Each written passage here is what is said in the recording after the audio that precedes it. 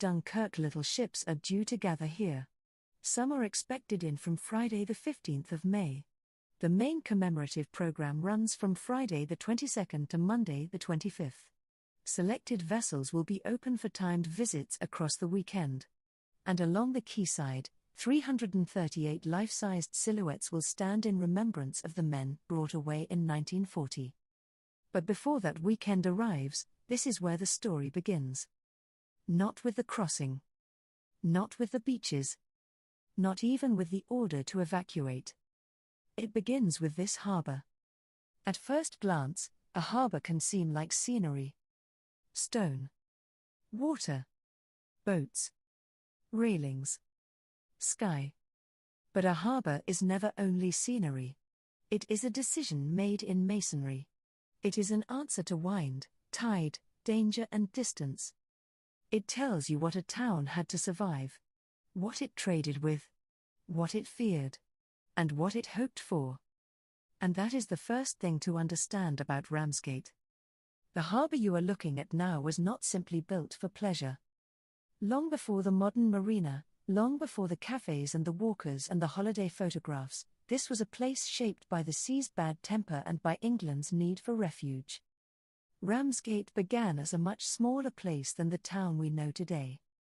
For centuries it was a coastal settlement shaped by fishing, farming and sea trade.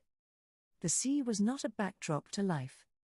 It was the road, the workplace, and the risk. The decisive change came in winter. On the 16th of December, 1748, a violent storm struck the Downs. Ships tried to escape. Ships needed shelter. And Ramsgate provided it. Lives were saved. And after that storm, something changed. The idea of a proper harbour of refuge here began to take hold. Not a small harbour. A serious one. A place where ships in danger could get under protection. Work began in 1749. But this was not quick. It was not simple. It became a long, stubborn, complicated engineering effort that lasted decades. Because building a safe harbour here was not easy. The sea fought back. Silt clogged the basin. Water movement had to be understood, not just resisted. And this is where one of the great names in British engineering enters the story. John Smeaton. His solution was simple. And brilliant. Use the sea itself. Let the harbour fill at high tide. Then release the water to scour the basin clean. So this harbour is not just walls holding water back. It is a system. A machine. Built from tide and stone. That matters more than it seems. Because in 1940, this harbour would once again depend on movement. On flow. On getting people in. And out. Quickly. By the late 18th century, Ramsgate had already become something much bigger than a local harbour. It had been tested. Improved. Strengthened. Because this stretch of coast demanded a refuge. And long before Operation Dynamo, Ramsgate had already learned how to matter. If you're just joining us, this is Ramsgate Royal Harbour. And you're listening to the story of the little ships. The civilian vessels that helped rescue over 338,000 Allied servicemen in 1940. War would come back to this harbour. In the First World War, Ramsgate became a base for naval patrols and minesweepers. By the time the Second World War began, it was already a known strategic harbour. Not a backup. Not an afterthought. A working asset. At the start of the Second World War, the harbour was closed. It became part of Britain's defensive system. Mines. Patrol boats. Control operations. This was no longer a peaceful harbour. It was preparing for war. And then came May 1940. Germany's advance was fast. Relentless. Unexpected. Allied forces were cut off. Ports fell one by one. Boulogne. Calais. Gone. Leaving Dunkirk as the last escape point. This was the moment everything changed. Operation Dynamo began. Not as a perfect plan, but as an emergency response to disaster. The beaches at Dunkirk were shallow. Large ships could not get close. Men were stranded, exposed, waiting. And this is where the small boats became essential. The little ships, fishing boats, pleasure craft, civilian vessels. They could reach where larger ships could not. But the truth matters here. The rescue was not just the little ships. Large naval vessels carried the majority. The East Mole became a lifeline. Everything worked together. Navy, merchant ships, small boats, air cover, and receiving harbours like Ramsgate. And this is where Ramsgate's role becomes clear. Not the biggest ships, not the most famous ships, but the right ships, and the organisation to support them. 42,000 men were landed at Ramsgate. 42,000. Men arriving exhausted, wet, cold, disoriented. And the town responding. With food, with clothing, with help, with humanity. Ramsgate was not just infrastructure. It became a place of reception, a place of return. And at the beginning of Operation Dynamo, no one knew how it would end. Churchill feared perhaps only tens of thousands might be saved. The first day rescued only around 8,000. It did not look like success. It looked uncertain, fragile, at risk of failure. But history had other plans.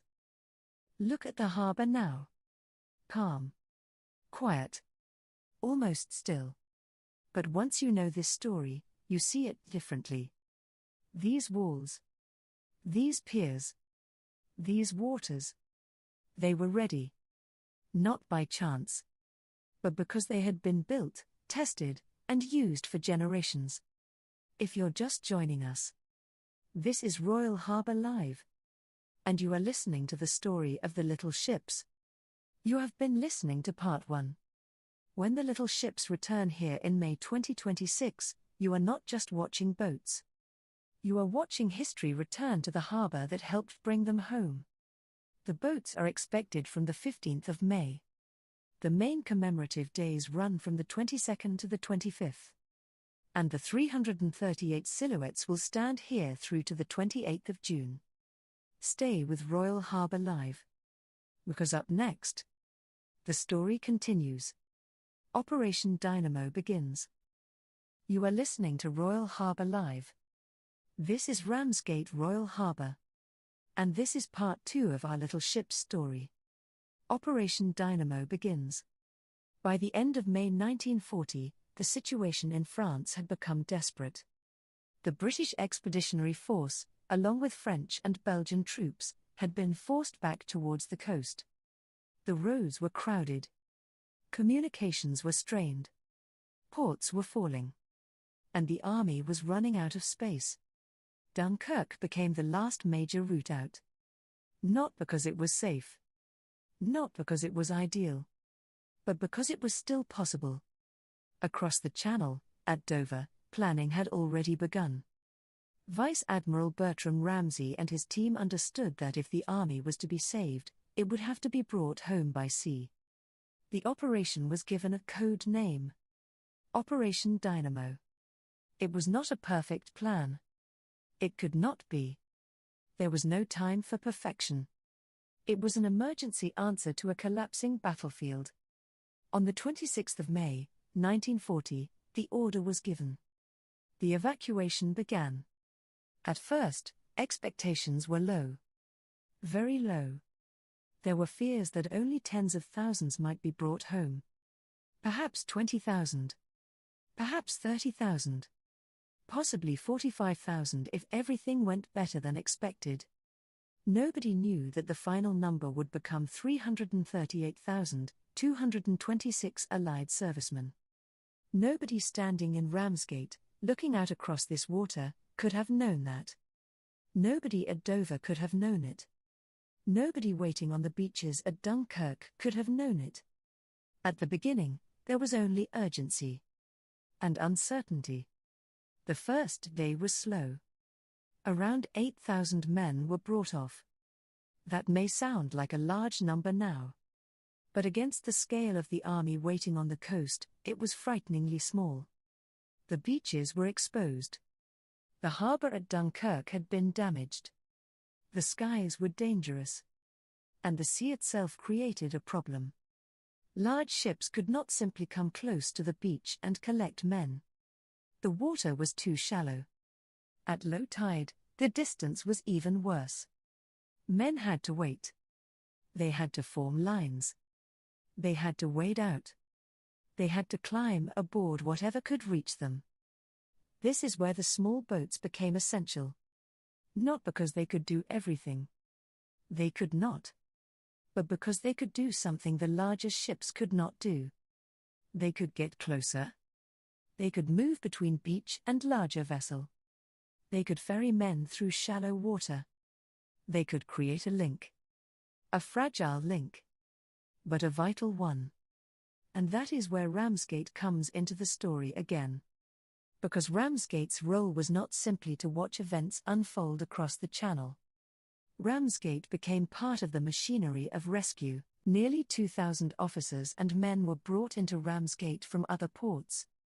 The harbour was prepared for the small boat work that Operation Dynamo demanded. Heavier craft operated from other ports too.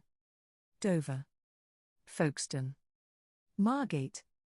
But Ramsgate had a special part in the small boat side of the evacuation. That distinction matters. Because history is stronger when it is honest. Ramsgate did not carry the whole rescue alone. The little ships did not carry the whole rescue alone. But without places like Ramsgate, and without the small craft that could work in shallow water, the rescue would have been far more difficult. The story is not smaller because of that. It is bigger. Because it was not one harbour. Or one type of ship. Or one group of men. It was a layered effort. Naval ships. Merchant vessels. Small civilian boats. Harbour workers. Sailors. Soldiers. Airmen. And towns like Ramsgate, suddenly pulled into one of the most urgent operations of the war. If you are just joining us, you are watching Ramsgate Royal Harbour.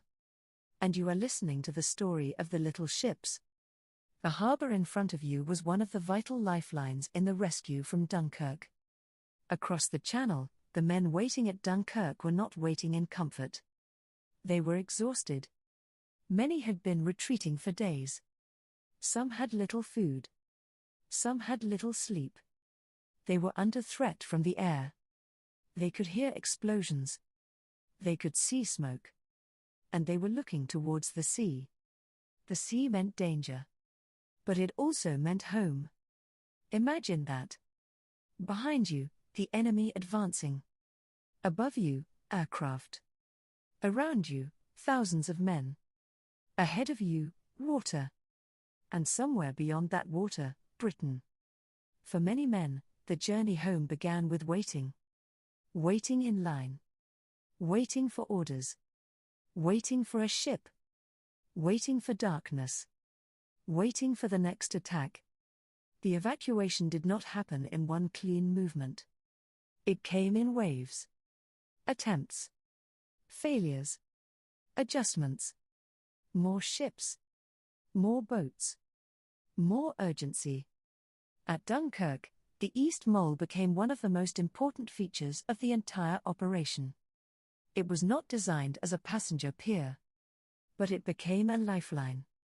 Large numbers of men were taken off from there. Destroyers and other vessels could load more efficiently from the mole than from the open beach. That was crucial. But the beaches still mattered. And the small boats still mattered. Because men were spread out along the shore. Because shallow water remained a barrier. Because every possible route had to be used. Operation Dynamo was not neat. It was improvised.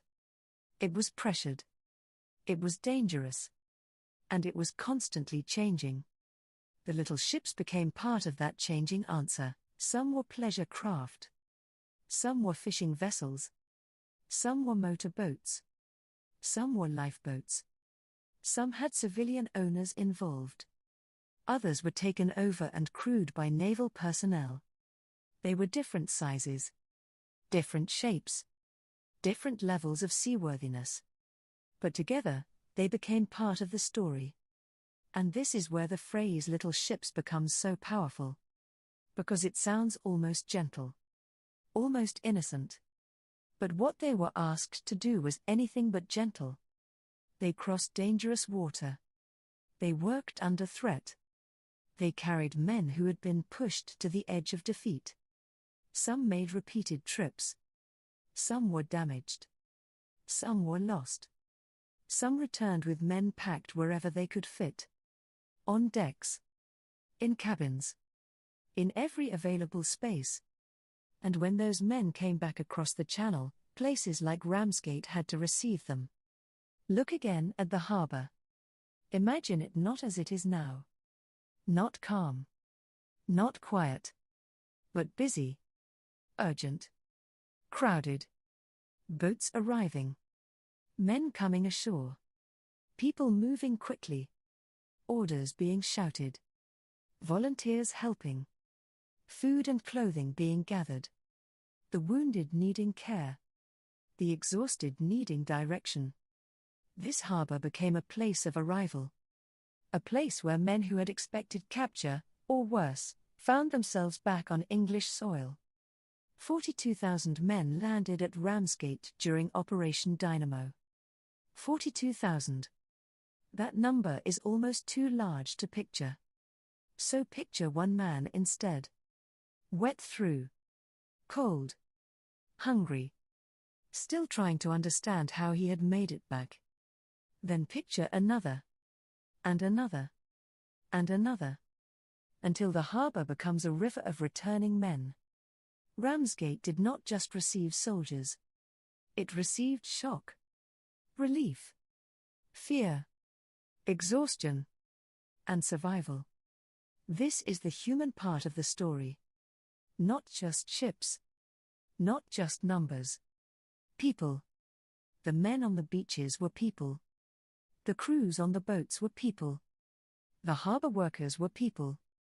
The townspeople helping with food and clothing were people. And that is why this story still matters. If you are watching from somewhere far away, this view may look peaceful. A harbour on the Kent coast. Boats. Lights. Water. But in May 1940, this water carried one of the great rescue efforts of the Second World War. And in May 2026, when the little ships return to Ramsgate, they return not as museum pieces alone. They return as witnesses. Wood.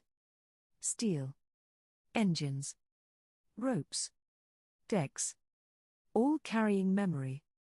The event this May is not simply about looking at old boats. It is about remembering what those boats represent. Improvisation. Courage. Duty. Survival. And the extraordinary use of ordinary things. Because that is one of the deepest lessons of Dunkirk. Ordinary vessels became extraordinary. Ordinary harbours became vital. Ordinary people found themselves part of history. Operation Dynamo continued. More vessels were called in. More men were brought off. The number rose day by day. What had first looked almost impossible began to change shape. The rescue was still dangerous. Still uncertain. Still incomplete. But it was growing. The first day had brought around 8,000 men. Then more came. And more. And more. With each crossing, the chances improved. With each ship loaded, families back home gained hope. With each arrival at ports like Ramsgate, the impossible became slightly less impossible. But this was not victory in the simple sense. The army had lost equipment. France was still collapsing. The war was far from over. The men had escaped, But Britain now faced a darker future. That is why Dunkirk must be understood carefully. It was not a triumph over the enemy. It was a rescue from disaster. And yet, rescue matters. Survival matters. A nation keeping its army alive matters. Without the evacuation, Britain's future in the war would have looked very different. The men brought home from Dunkirk would become part of the country's continuing defense. They were not just rescued from the past. They were returned to the future. If you're just joining us, this is Royal Harbour Live. You are looking at Ramsgate Royal Harbour. And you are listening to part 2 of our little ship's story. Operation Dynamo has begun. The beaches are full. The small boats are needed. And Ramsgate is becoming one of the receiving harbours for the men brought back across the channel. There is a temptation, when telling this story, to rush straight to the famous image. The small boats. The heroic crossing. The miracle. But the truth is more powerful when we slow it down. Because before it became legend, it was confusion. Before it became memory, it was fear. Before it became a symbol of British resilience, it was a desperate operation with no guarantee of success. That is what makes it powerful. Not that success was certain, but that it was not. The men who crossed from Ramsgate and other ports did not know they were entering a legend. The men waiting at Dunkirk did not know they were part of a story that would still be told more than 80 years later. They were simply trying to survive the next hour. The next tide. The next crossing. The next attack. That is the truth beneath the legend. And when the little ships return here in May 2026, that truth should come with them. Not as noise. Not as spectacle only. But as remembrance. The harbour will be busy again. Music. Markets. Visitors. Families. Photographs, people walking the quayside. Children seeing the boats. Older people remembering stories they were told. And somewhere underneath all of it, the deeper memory remains. This was a harbour that helped. A harbour that received. A harbour that mattered.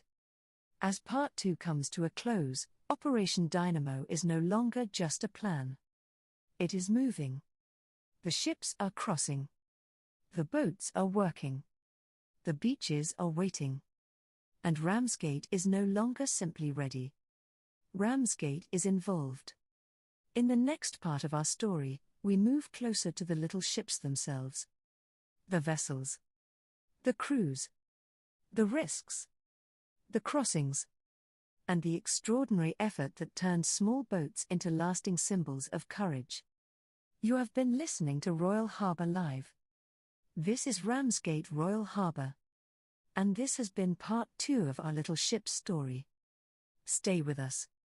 Because next, the little ships take centre stage. You are listening to Royal Harbour Live. This is Ramsgate Royal Harbour. And this is part 3 of our little ship's story. The little ships take centre stage. By now, Operation Dynamo was moving. The order had been given. The evacuation from Dunkirk had begun. Across the channel, men were waiting on beaches, on roads, near the harbour, and around the town. Behind them was the advancing German army. Above them was danger from the air. Ahead of them was the sea. And across that sea, on the English side, harbours like Ramsgate were becoming part of the rescue. Not as scenery. Not as background. But as working places in a national emergency. The rescue needed large ships. It needed destroyers. It needed merchant vessels. It needed naval command. It needed the East Mole at Dunkirk.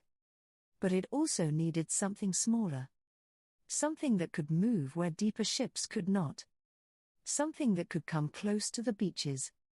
Something that could act quickly in shallow water. It needed small boats. That is where the little ships entered the story. The name sounds gentle. Almost affectionate. Little ships. But there was nothing gentle about what they were being asked to do. These were not all warships. Many were ordinary vessels from ordinary lives. Pleasure cruisers, fishing boats, motor launches, lifeboats, river craft, sailing barges, workboats, boats built for weekends, for rivers, for fishing grounds, for local trade, for harbour work. And suddenly, they were being drawn into one of the most dangerous operations of the Second World War. Some crossed with their owners. Some were taken over and crewed by naval personnel. Some were handled by men who knew every sound their vessel made. Some were handled by men who had to learn fast. There was no single little ship story. There were hundreds of them. And that is what makes the story so powerful. It was not one heroic boat. It was many. Different shapes. Different engines. Different crews. Different risks. All pulled towards the same purpose. If you are just joining us, this is Royal Harbour Live. You are looking out across Ramsgate Royal Harbour. And you are listening to the story of the little ships, the small vessels that helped connect the beaches of Dunkirk with the larger ships waiting offshore. To understand why they mattered, picture the problem. The beaches at Dunkirk were wide and shallow. At low tide, the water pulled far away from the sand. Large ships could not simply come in and collect men like passengers at a pier. They would run aground. They would be exposed. They would be targets. So the men waited. Some stood in long lines. Some waded into the water.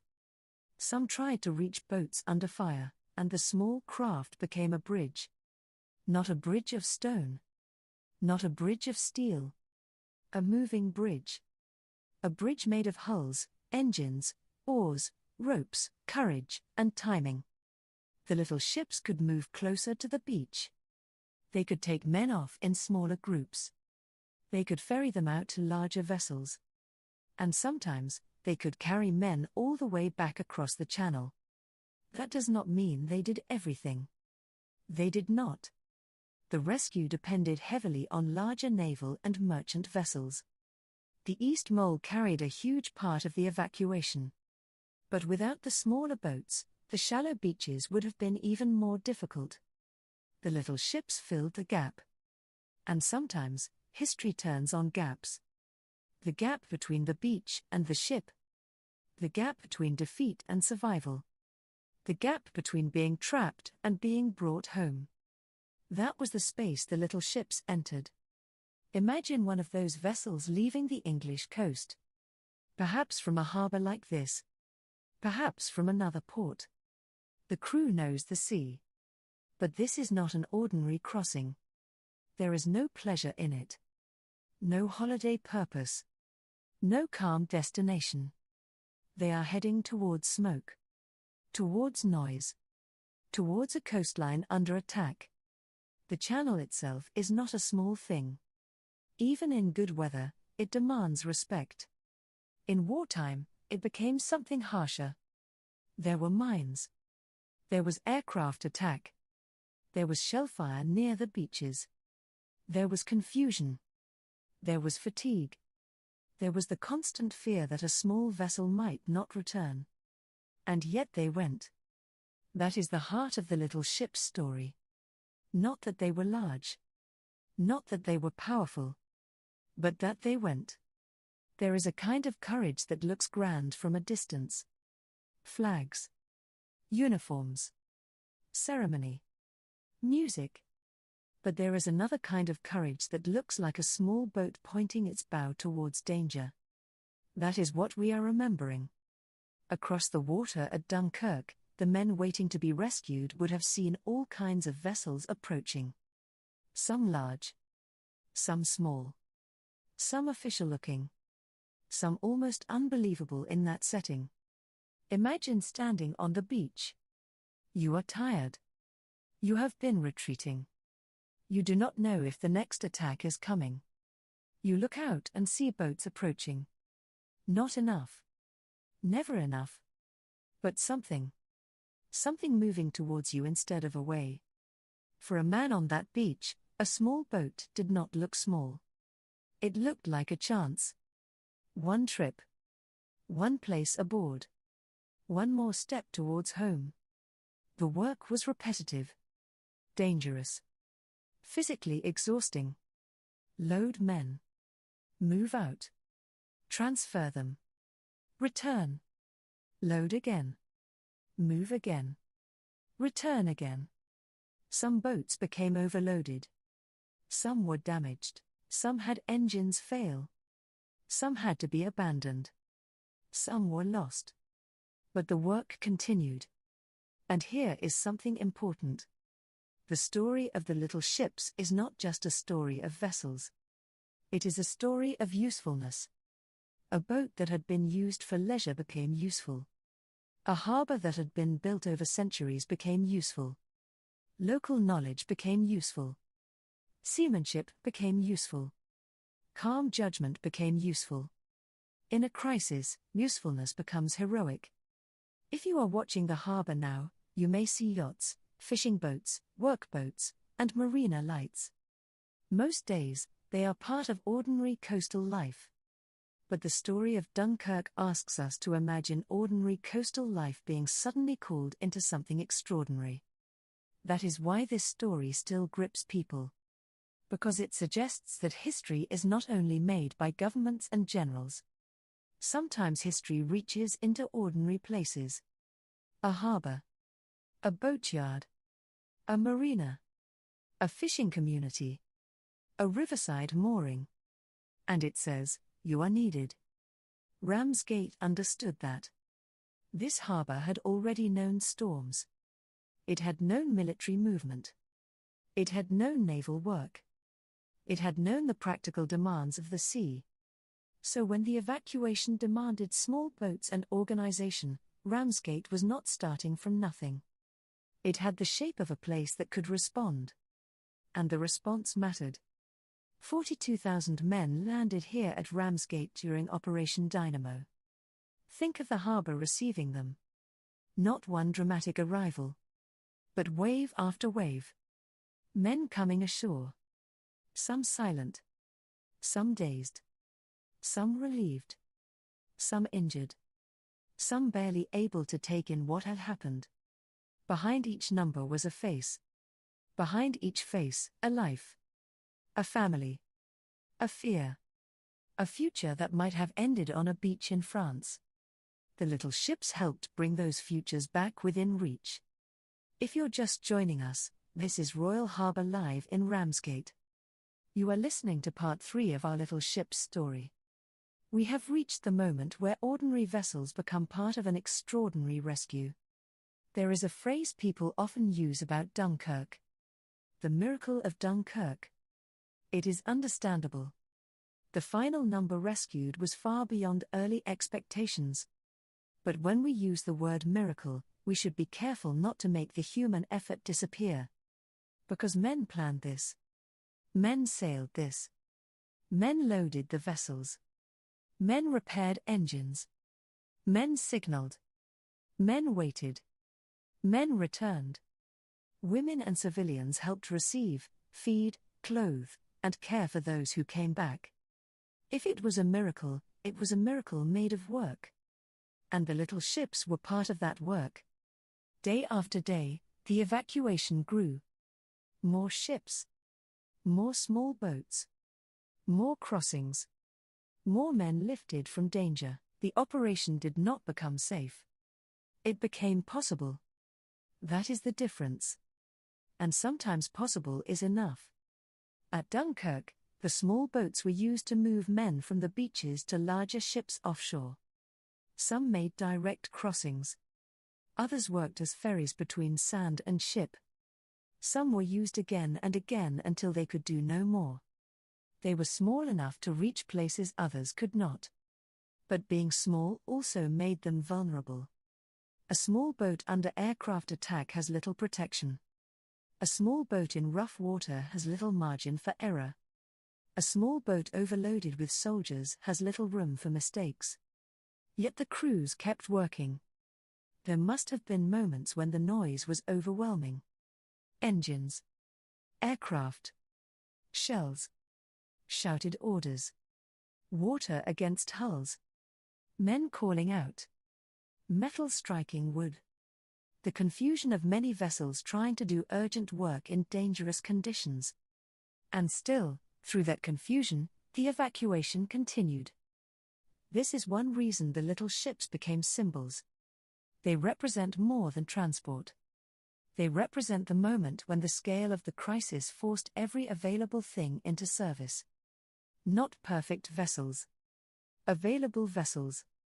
Not ideal conditions. Actual conditions. Not certainty. Resolve. Look again at the harbour. The shape of it. The piers. The water. The moorings. The working edges. This is the sort of place that helps us understand the little ships. Because a harbour teaches patience. It teaches weather. It teaches maintenance. It teaches that small details matter. A rope. A tide. An engine note. A mooring line. A decision made quickly. In wartime, those small details could become the difference between life and death.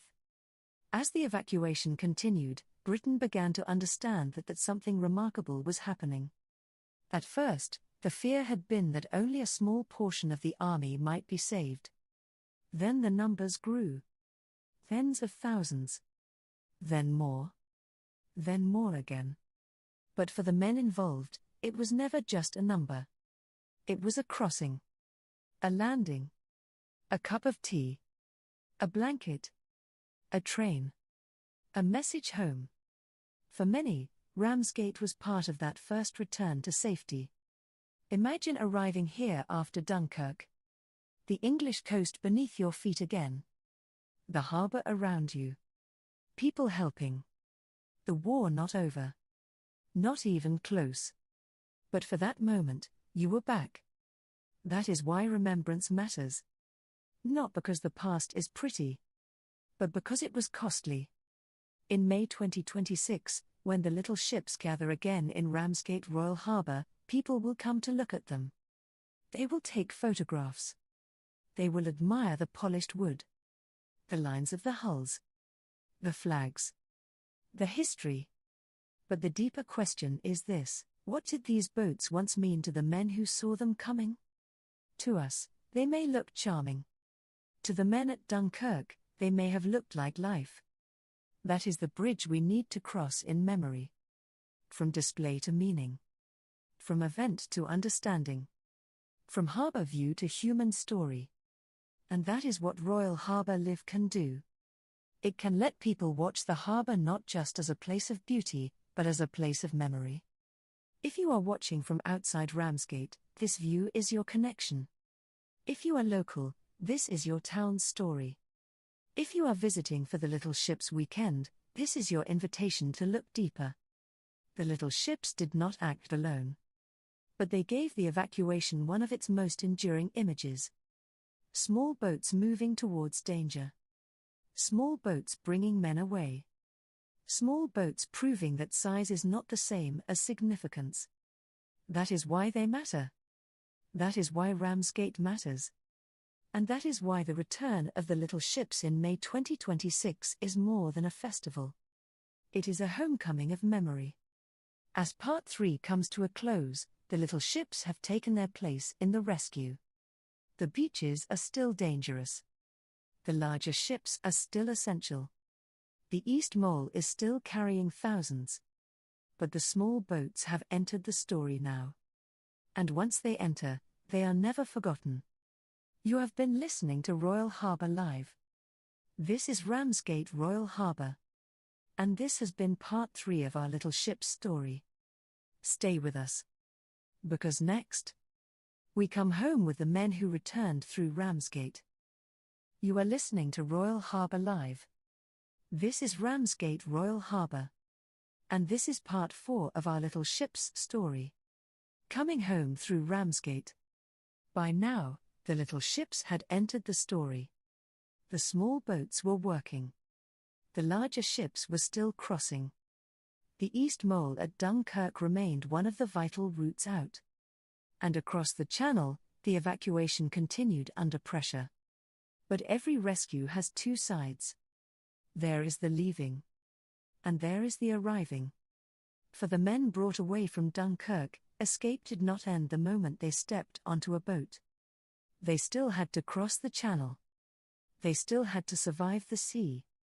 They still had to reach England. And for many, that first English harbour was Ramsgate. Look at the harbour now. The water. The piers. The quayside. The quiet movement of boats. Now imagine it in 1940. Crowded. Urgent. Exhausted. Alive with movement. Boats coming in. Men being helped ashore. Orders being called. Volunteers moving quickly. Food being found. Clothing being handed out. The wounded needing care. The exhausted needing somewhere to stand, sit, or simply breathe. This harbour became more than a landing place. It became a threshold. Between danger and survival. Between France and home. Between fear and the next uncertain chapter of the war. 42,000 men landed at Ramsgate during Operation Dynamo. 42,000. That number is too large to feel all at once. So imagine one man. Wet through. Cold. Salt on his clothes. Smoke still in his memory. The noise of Dunkirk still in his ears. He steps ashore. And for the first time in days, perhaps longer, he is back on English soil. Then imagine another. And another. And another. Until the harbour becomes a human tide. Ramsgate received not just soldiers. It received shock. Relief. Hunger. Pain. Silence. Confusion. Gratitude. And survival. If you are just joining us, this is Royal Harbour Live. You are looking out across Ramsgate Royal Harbour. And you are listening to part 4 of our little ship's story. The crossings have brought men back across the Channel. Now Ramsgate must receive them. This is the part of the story that can easily be missed. People remember the beaches. They remember the small boats. They remember the phrase, the miracle of Dunkirk. But after the crossing came the landing. And after the landing came the human work of receiving men who had been pushed to the edge. Some arrived injured. Some arrived without proper equipment. Some arrived in clothes soaked by seawater. Some had lost friends. Some had seen things they could not yet speak about. Some may have been too tired even to understand that they were safe. Safe. But not finished, because the war was still waiting. Dunkirk was not the end of Britain's danger. It was not a victory in the ordinary sense. Much equipment had been lost. France was still collapsing. Britain now faced the threat of invasion. But the men had returned. And that mattered. A country can replace equipment. Slowly. Painfully. But it cannot easily replace trained men. The evacuation brought back soldiers who would become part of Britain's continuing defence. That is why the arrival mattered so much. Every man stepping ashore was not only a survivor of the past few days. He was part of the future. And Ramsgate was one of the places where that future came ashore. Try to picture the town around the harbour. Not as a postcard. Not as a holiday scene. But as a town suddenly carrying the weight of history. People would have known something serious was happening. You could not hide an arrival on that scale. The movement of vessels. The movement of troops. The urgency in the streets. The sound of engines. The sight of exhausted men. The need for food, clothing, care, and direction. A harbour town understands arrival. But this was different. These were not holidaymakers. Not fishermen returning from a normal working day. not passengers stepping ashore from a routine crossing. These were men coming back from disaster. And the town responded. Local people helped provide food. They helped with clothing. They helped with practical support. That matters. Because history is not only made in command rooms. It is also made in kitchens, in church halls, on quaysides, at railway stations, in the hands of people passing a blanket, a drink, a coat, or a word of comfort. In a national emergency, kindness becomes part of the operation. Ramsgate's role was practical. But it was also human. The harbour gave access. The town gave reception. If you are watching the harbour now, you may see only quiet water. But beneath that quiet is memory. A memory of movement. A memory of return. A memory of men stepping from boats into a country that had not yet won the war, but had not lost its army. There must have been moments of strange contrast. A man who had just left Dunkirk standing near the same harbour walls where, in peacetime, visitors might stroll. A soldier who had slept in ditches or on roads now being handed food by someone from the town. A young man who had expected capture suddenly hearing English voices around him. Imagine the emotional force of that. Not celebration. Not yet. More like disbelief. Relief mixed with exhaustion. Survival mixed with grief. Because many did not come back.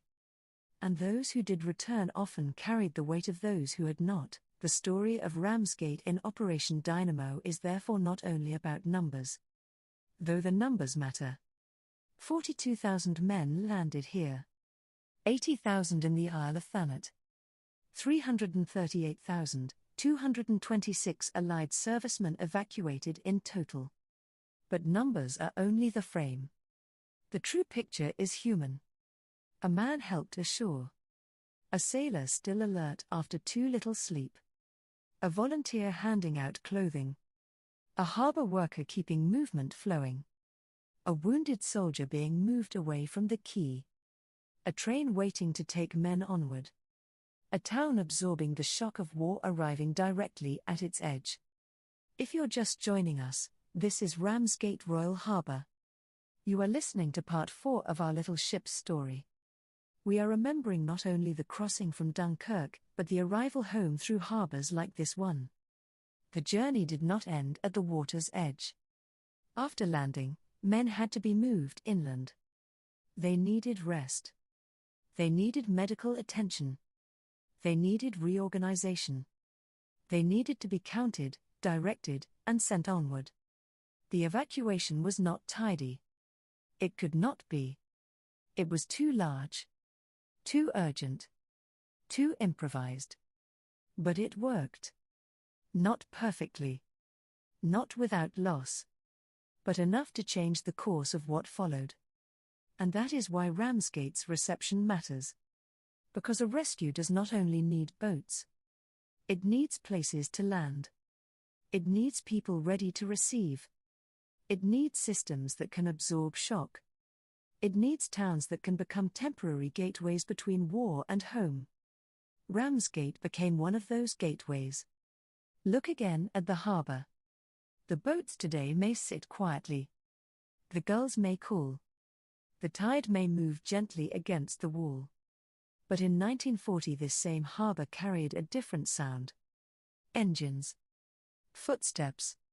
Orders. Coughing. Metal. Water. Voices. Maybe silence too. The silence of men too tired to speak. That silence is part of the story. Not every moment of history is loud. Some of it is quiet. A man sitting with a blanket around his shoulders. A cup held in both hands. A stare across the water. A thought he cannot finish. That is why the harbour matters. Because places hold what people cannot always say. In May 2026, when the little ships return to Ramsgate, visitors will see the vessels. They will see the flags. They will see the displays. They may hear music around the harbour. They may see families walking where exhausted men once came ashore. That contrast is not wrong. It is part of remembrance. Life continues. Harbours return to peace. Children walk where soldiers once landed. People take photographs where history once moved too quickly to be understood. But remembrance asks us to see both layers at once, the Ramsgate of today and the Ramsgate of 1940. The harbour view and the human arrival. The festival and the cost behind it. That is why this story belongs on Royal Harbour Live. Because the camera does not only show the present, it gives us a place to think about the past. If you are watching from another part of Britain, or from another country, this harbour is not just scenery. It is a witness. It witnessed vessels leaving. It witnessed men returning. It witnessed the town responding.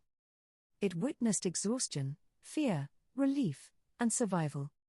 And when the little ships come home again in May 2026, they will return to a harbour that remembers. There is something deeply fitting about that. The vessels return not to a random marina, not to a neutral backdrop, but to Ramsgate. A harbour that played its part. A harbour that received thousands. A harbour where the story came ashore. As Operation Dynamo continued, more men would be rescued. More ships would cross. More families would wait for news. More exhausted soldiers would pass through ports along the south coast. Ramsgate was one part of that wider effort. But it was a real part. A vital part. And for thousands of men, it was the first place where rescue became real. The moment a man stepped ashore, he was no longer only escaping. He had arrived. That arrival deserves to be remembered. Not just the departure from Dunkirk. Not just the crossing. Not just the boats. But the coming home. Because coming home is where survival becomes visible. If you're just joining us, you are watching Ramsgate Royal Harbour. This is Royal Harbour Live. And this is part 4 of our little ship's story. We have followed the harbour's past. The beginning of Operation Dynamo. The little ships themselves. And now, the return of men through Ramsgate.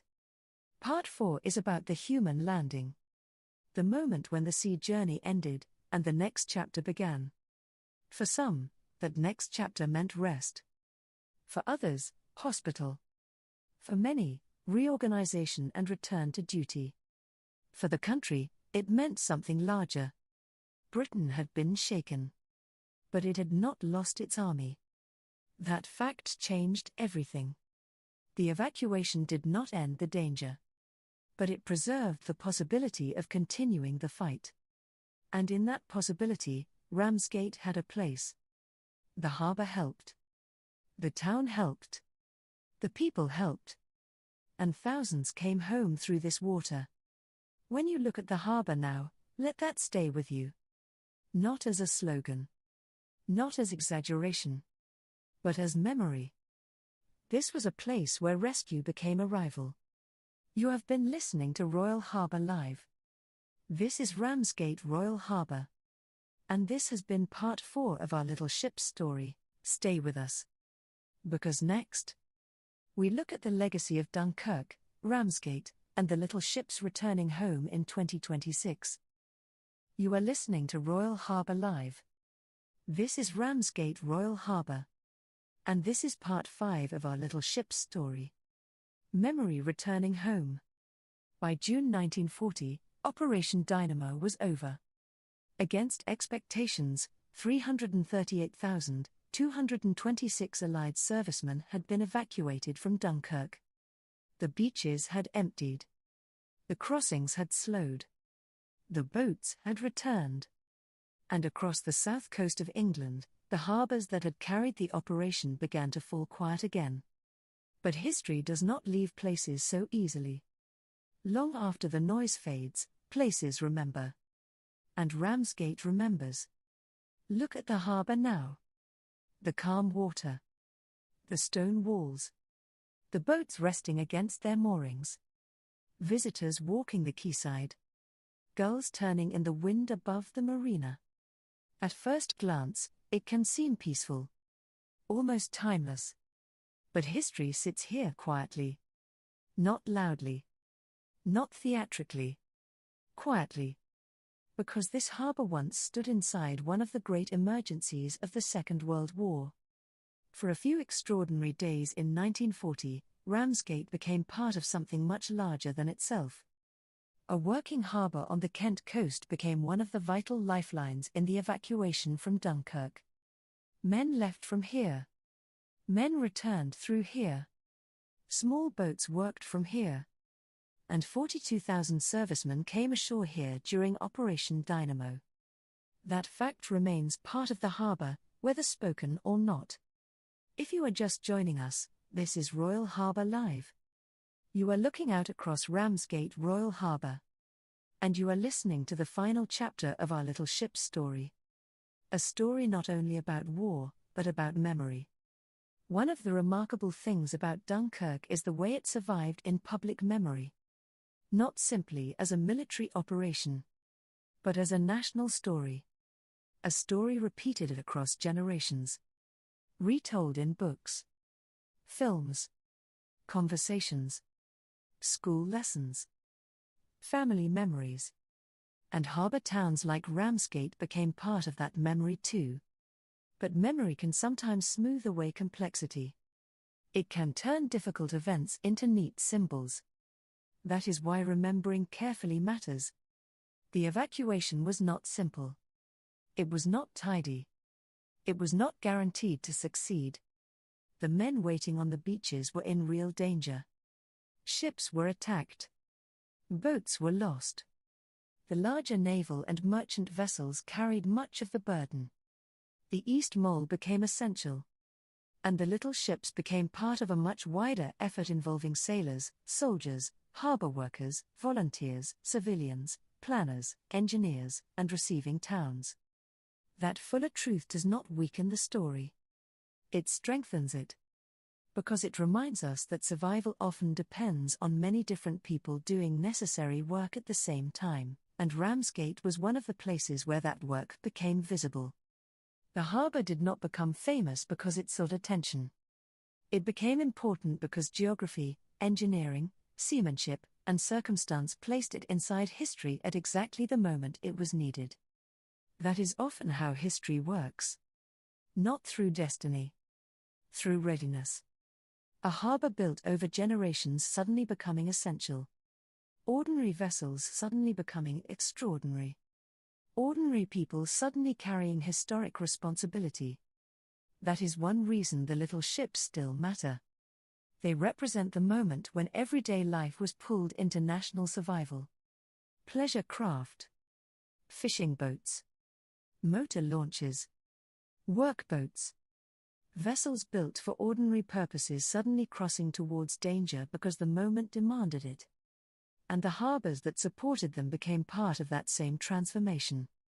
Ramsgate was not merely watching the story of Dunkirk. It was participating in it. That matters. Especially now. Because time changes the texture of memory. The men who fought in the Second World War are passing from living memory into historical memory. The people who witnessed Dunkirk directly are fewer each year. Which means places like Ramsgate become even more important. The harbour becomes an archive. Not of paper, but of presence. The walls remain. The water remains. The shape of the harbour remains. And through those things, memory survives physically. That is why remembrance matters in places like this. Because memory attached to real geography feels different. More grounded. More human. This is not an invented setting. Not a reconstruction. Not a film set. This is the real harbour. The same harbour that helped receive exhausted servicemen in 1940. The same harbour that prepared small craft for the crossing. The same harbour where people waited, worked, worried, and responded. If you are watching from another country, This harbour may simply look beautiful. And it is beautiful. But beauty is not the whole story. Places can carry beauty and burden together. That is true of Ramsgate. And perhaps that is why the harbour feels different once you know what happened here. The water stops looking empty. The silence stops feeling simple. The view acquires another layer. Memory changes landscape. If you are local to Ramsgate, this is part of your town's inheritance. Not ownership. Inheritance. A reminder that ordinary towns can find themselves connected to extraordinary moments. And that history is not only made in capitals, headquarters, and famous buildings. Sometimes it happens on quaysides, at harbour walls, at railway stations, inside working communities by the sea. That is part of what Dunkirk revealed. Not only military endurance, but civilian involvement, practical courage, improvisation, collective effort. The little ships became symbols partly because they represented ordinary life entering history. And people recognized themselves in that. A small boat, a harbour worker, a volunteer, a mechanic, a sailor, a town helping where it could. That is a very human kind of history. If you're just joining us, this is Royal Harbour Live in Ramsgate. You are listening to the final part of our little ship's story. We are reflecting not only on what happened in 1940, but on why it still matters now. In May 2026, the little ships are expected to return to Ramsgate once again. More than 25 vessels are expected across the commemorative period. Some are due to arrive from the 15th of May. The main public commemorations are planned across the 22nd to the 25th. Selected ships are expected to open for public visits. And along the harbour, 338 silhouettes will stand in remembrance of the men brought home during Operation Dynamo. That return matters. Not because old boats are automatically important, but because memory needs physical connection. A photograph can inform. A book can explain. A documentary can teach. But standing beside a real vessel changes something. You realize the scale, the size of the hull, the narrowness of the deck, the exposure to sea and weather, the reality of crossing open water in wartime conditions. The boats stop being symbols and become real again. That is one reason commemorations matter. Not to glorify war, but to reconnect memory to reality. To remind people that history happened to real human beings in real places. And Ramsgate is one of those places. The return of the little ships is therefore more than a maritime gathering. More than a festival. More than a tourist event. It is a form of remembrance carried by water. The vessels return across the channel not simply as surviving craft, but as witnesses. Wood remembering. Steel remembering. Engines remembering. Harbours remembering. And perhaps people remember through them. Look at the harbour tonight. Or this morning. Or whenever you are watching. The light may be changing across the water. The tide may be moving slowly against the walls. The boats may rock gently in the marina.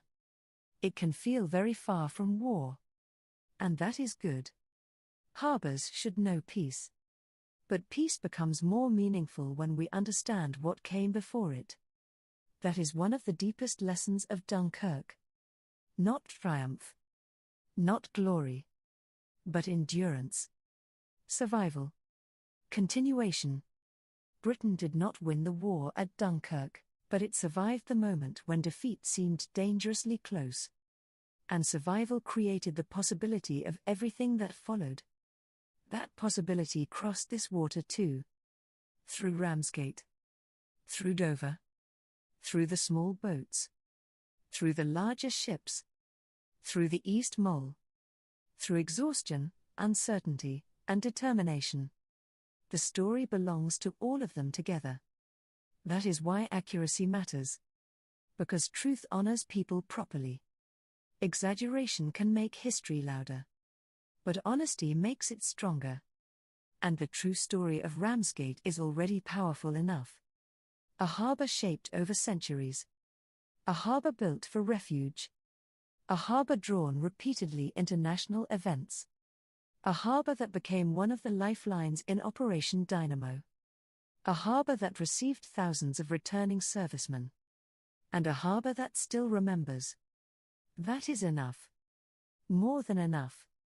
If you are watching Royal Harbour live from somewhere else in the world, you are now connected to that memory too. The camera does more than show scenery. It creates witness. It lets people across the world look into a harbour with a living historical memory. That is something rare. Most places lose their stories beneath modern life. But sometimes a place keeps both. The present and the past together. Ramsgate is one of those places. As our little ship's story comes to its close, remember this. The boats mattered. The crossings mattered. The rescue mattered. But so did the harbours. So did the towns. So did the people waiting to receive those who came home. History is rarely carried by heroes alone. Usually it moves through networks of ordinary people doing necessary things under extraordinary pressure. That was true in 1940. And perhaps it is still true now. The little ships return in May 2026 not only to remember the evacuation itself, but to remember the communities connected to it. The harbours, the coast, the crews, the civilians, the returning servicemen, and the fragile line between danger and safety crossed over this water. That line once reached Ramsgate. And because it reached Ramsgate, Ramsgate became part of the story forever. You have been listening to Royal Harbour Live. This is Ramsgate Royal Harbour. And this has been our little ship's story. From the making of the harbour, to Operation Dynamo, to the little ships, to the men returning home, and finally, to memory itself. Thank you for listening. And when you look across the harbour now, remember what this water once carried.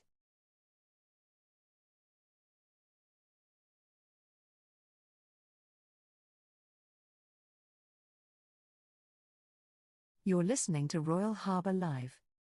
This is Ramsgate Royal Harbour. And this is the story of the little ships. In May 2026, this view will change. More than 25 Dunkirk little ships are due to gather here. Some are expected in from Friday the 15th of May. The main commemorative program runs from Friday the 22nd to Monday the 25th. Selected vessels will be open for timed visits across the weekend. And along the quayside, 338 life-sized silhouettes will stand in remembrance of the men brought away in 1940. But before that weekend arrives, this is where the story begins. Not with the crossing. Not with the beaches. Not even with the order to evacuate. It begins with this harbour. At first glance, a harbour can seem like scenery. Stone. Water. Boats. Railings. Sky. But a harbour is never only scenery. It is a decision made in masonry. It is an answer to wind, tide, danger and distance. It tells you what a town had to survive. What it traded with. What it feared. And what it hoped for. And that is the first thing to understand about Ramsgate. The harbour you are looking at now was not simply built for pleasure. Long before the modern marina, long before the cafes and the walkers and the holiday photographs, this was a place shaped by the sea's bad temper and by England's need for refuge. Ramsgate began as a much smaller place than the town we know today. For centuries it was a coastal settlement shaped by fishing, farming and sea trade. The sea was not a backdrop to life.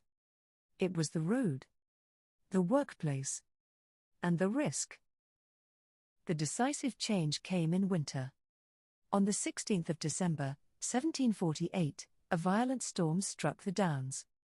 Ships tried to escape. Ships needed shelter. And Ramsgate provided it. Lives were saved. And after that storm, something changed. The idea of a proper harbour of refuge here began to take hold. Not a small harbour.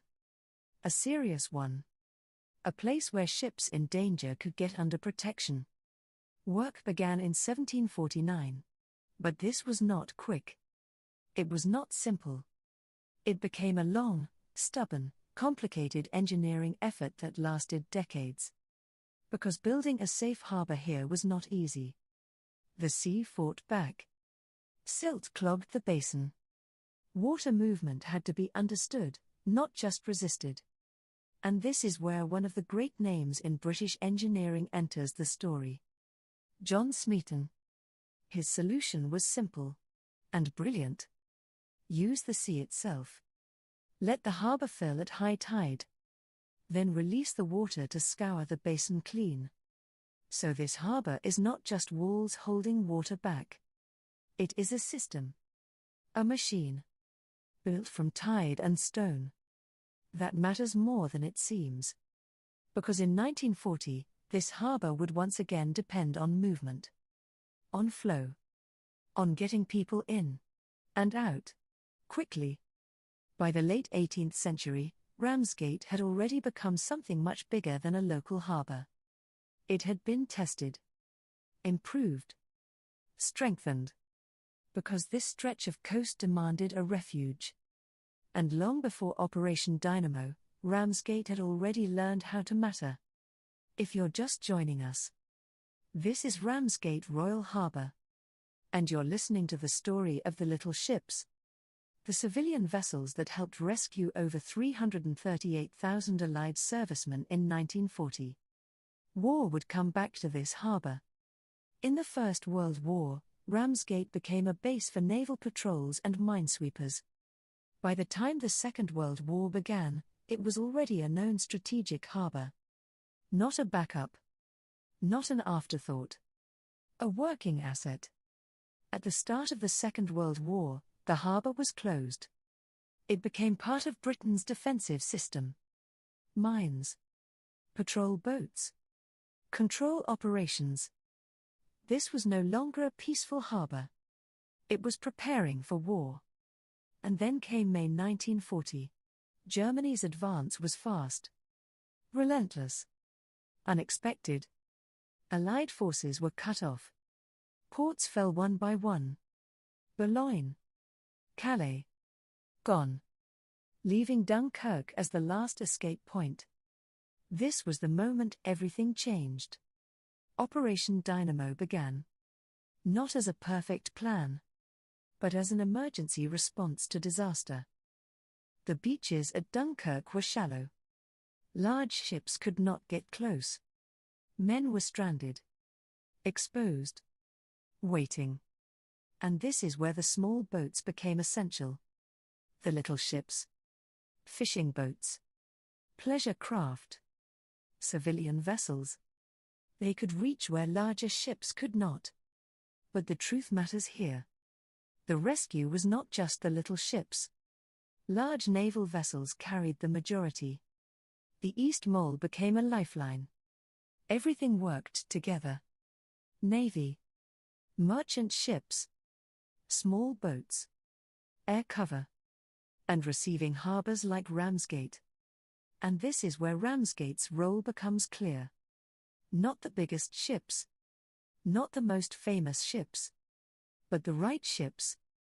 And the organisation to support them. 42,000 men were landed at Ramsgate. 42,000. Men arriving exhausted. Wet. Cold. Disoriented. And the town responding. With food. With clothing. With help. With humanity. Ramsgate was not just infrastructure. It became a place of reception. A place of return. And at the beginning of Operation Dynamo, no one knew how it would end. Churchill feared perhaps only tens of thousands might be saved. The first day rescued only around 8,000. It did not look like success. It looked uncertain. Fragile. At risk of failure. But history had other plans. Look at the harbour now. Calm. Quiet. Almost still. But once you know this story, you see it differently. These walls. These piers. These waters. They were ready. Not by chance. But because they had been built, tested, and used for generations. If you're just joining us, this is Royal Harbour Live. And you are listening to the story of the little ships. You have been listening to part 1. When the little ships return here in May 2026, you are not just watching boats. You are watching history return to the harbour that helped bring them home. The boats are expected from the 15th of May. The main commemorative days run from the 22nd to the 25th. And the 338 silhouettes will stand here through to the 28th of June. Stay with Royal Harbour Live. Because up next, the story continues. Operation Dynamo begins. You are listening to Royal Harbour Live. This is Ramsgate Royal Harbour. And this is part 2 of our little ship's story. Operation Dynamo begins. By the end of May 1940, the situation in France had become desperate. The British Expeditionary Force, along with French and Belgian troops, had been forced back towards the coast. The roads were crowded. Communications were strained. Ports were falling. And the army was running out of space. Dunkirk became the last major route out. Not because it was safe. Not because it was ideal. But because it was still possible. Across the Channel, at Dover, planning had already begun. Vice Admiral Bertram Ramsay and his team understood that if the army was to be saved, it would have to be brought home by sea. The operation was given a code name: Operation Dynamo. It was not a perfect plan. It could not be. There was no time for perfection. It was an emergency answer to a collapsing battlefield. On the 26th of May, 1940, the order was given. The evacuation began. At first, expectations were low. Very low. There were fears that only tens of thousands might be brought home. Perhaps 20,000. Perhaps 30,000. Possibly 45,000 if everything went better than expected. Nobody knew that the final number would become 338,226 Allied servicemen. Nobody standing in Ramsgate, looking out across this water, could have known that. Nobody at Dover could have known it. Nobody waiting on the beaches